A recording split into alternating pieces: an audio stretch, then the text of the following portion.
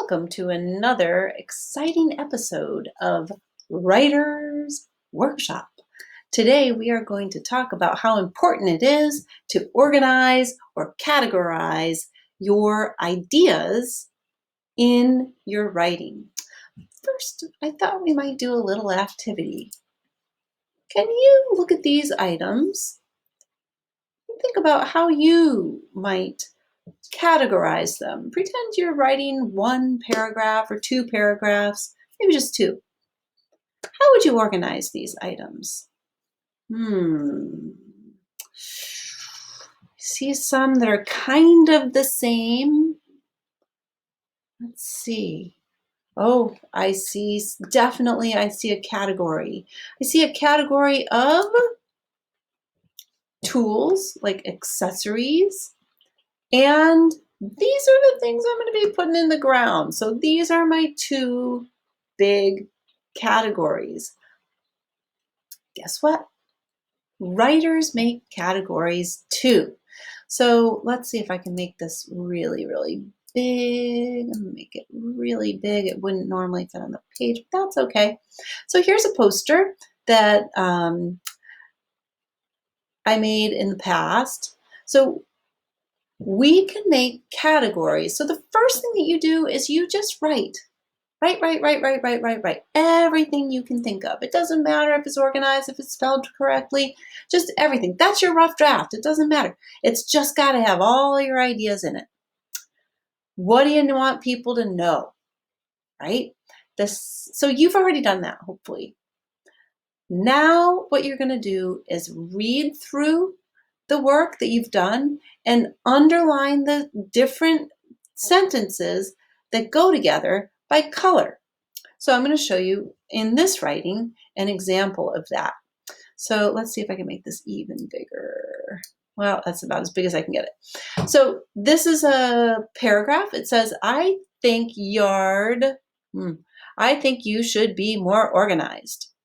I know a lot about kids. I think yards should be more organized. I know a lot of kids get hurt. They play a game and have an accident. People like Miss Carmen and Nadia help them. Coaches organize games. Sometimes kids run around without supervision. Kids even get hit with a basketball by accident. I know we've all seen this happen on the Brisbane playground, right? We've seen it at recess. Maybe not this year, but last year we did. So now I'm going to go through and I'm going to notice that I have a couple of different ideas in this paragraph. The first thing that I do is I state my position. I think the yard should be more organized. That's important, right? That's my part of my thesis.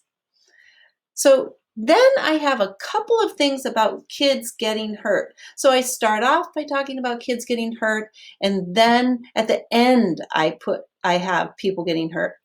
And then I have another part where people are in the yard.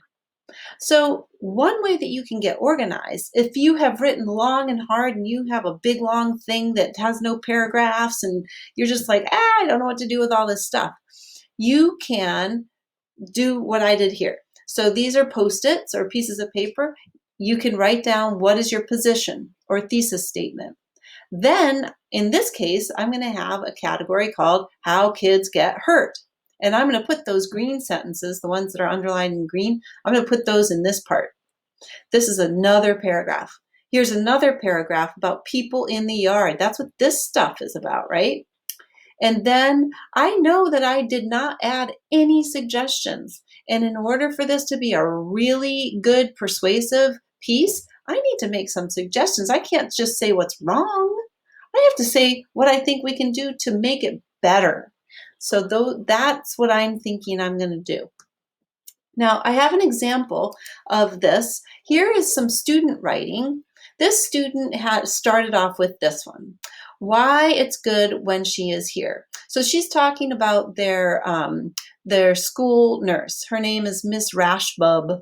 So Mrs. Rashbub is here when everything is better. When Mrs. Rashbub is here, everything is better. When she is here, Mrs. Pensack does not have to worry if any student are about to puke or are about to fall because they are dizzy.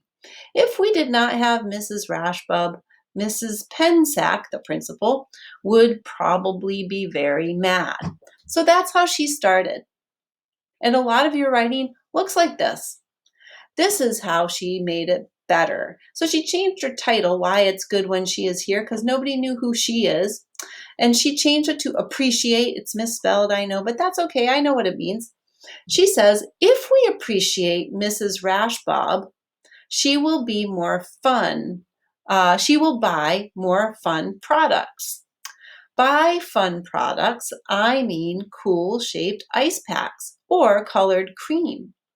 But if we don't appreciate Mrs. Rashbub, she won't do anything fun for us.